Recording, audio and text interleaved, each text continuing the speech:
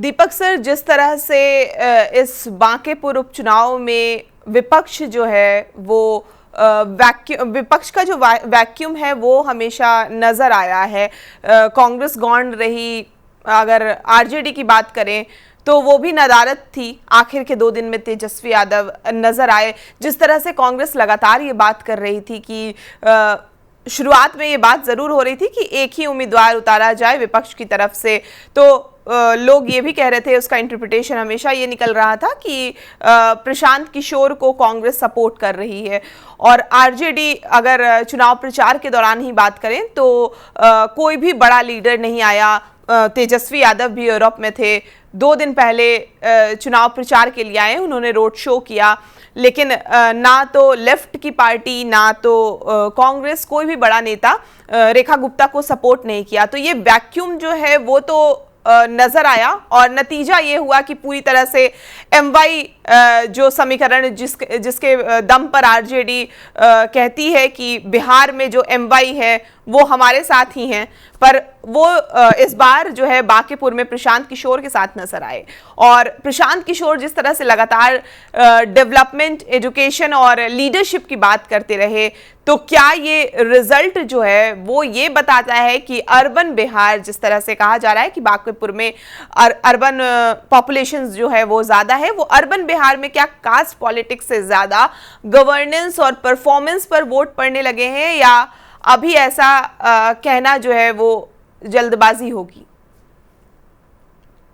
देखिए, आपने कहा जिस तरह से अपोजिशन ने अपना उम्मीदवार दिया, अपोजिशन के आरजेडी ने अपना उम्मीदवार दिया, वो पिछले प्रदर्शन के आधार पर 47,000 वोट उस रेखा गुप्ता ने लाया था।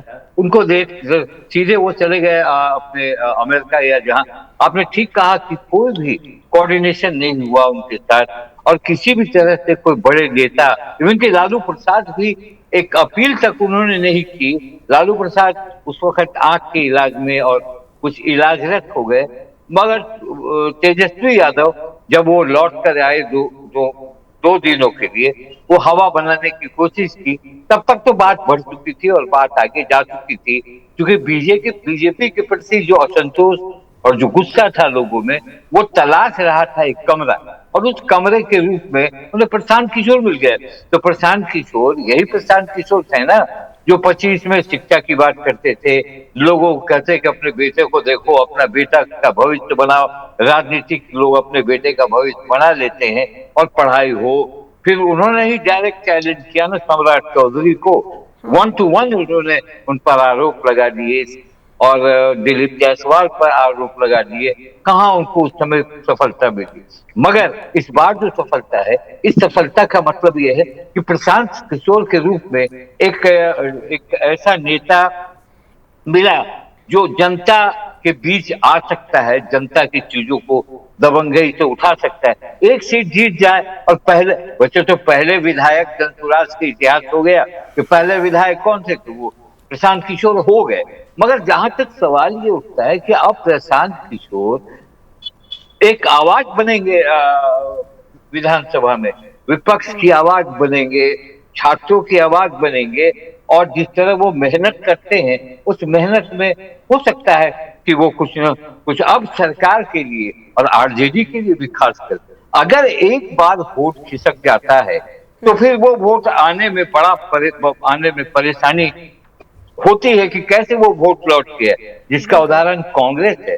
आपने देखा 80 के बाद, जब भागलपुर दंगा के बाद जब उनके वोट बैंक गए तो लौट कर नहीं आए। तो कहीं ना कहीं प्रशांत किशोर ने एक मील का पत्थर साबित करने की कोशिश की है, और जिस तरह हराया है उन्होंने बांकीपुर में, तो अर्बन जो पढ़े लिखे तबके से आते हैं। आप जैसे कहा अभी इन्होंने कि काश्तों के बारे में, कास्ट तो एक तरह से आप मान कर चलिए कि शुरू से लेकर अभी तक, जनसंघ के जमाने से लेकर अभी तक, वो भाजपा के और जनसंघ के एक तरह से समझिए कि वो ऐसे वोटर हैं जिनके पास आप जाइए भी नहीं, उनसे अप्रोच भी नहीं कीजिए, मगर वो वोट देंगे। मगर इस साल इस चुनाव में ऐसा हुआ नहीं। कुछ लोगों ने वॉल पर लिखा, कुछ लोगों से मेरी बातचीत हुई जो उस समाज के बड़े लोग हैं, सारे लोग निराश थे जिनको टिकट नहीं मिला। अजय आलोक हैं या फिर ऋतुराज हैं, फिर रणवीर नंदन हैं, उन्होंने खुलकर बहुत जबरदस्त प्रचार भी उन लोग के लिए नहीं किया। तो आपने देखा कि दोनों बड़ी पार्टियों का वोट बैंक कैसे खिसक गया। आरजेडी का भी वोट बैंक 14 या 14,500 वोट संभवतः रेखा गुप्ता को आया है। तो आप मानकर चलिए कि 30,000 वोट कहाँ गया। 30,000 वोट जो 25 में आया था वो गया कहाँ? तो कहीं ना कहीं वो सेंधमारी हो गया ना। 43,000 उनको वोट आया था 25 में, जहां तक मुझे याद है, और अभी आया है 14 से 15,000। बाकी वोट कहाँ गया? तो एक वो पोलराइज तो जरूर किया प्रशांत किशोर के पॉकेट में। तो ये जो चुनाव हुआ और जिस चुनाव के बाद बिहार की राजनीति बदलेगी, ये मैं समझता हूँ। कांग्रेस भी आज एक सीट जीतकर मध्य प्रदेश में खुश होगी। कांग्रेस से प्रशांत किशोर की बातचीत होती रहती है, बातचीत चलती रहती।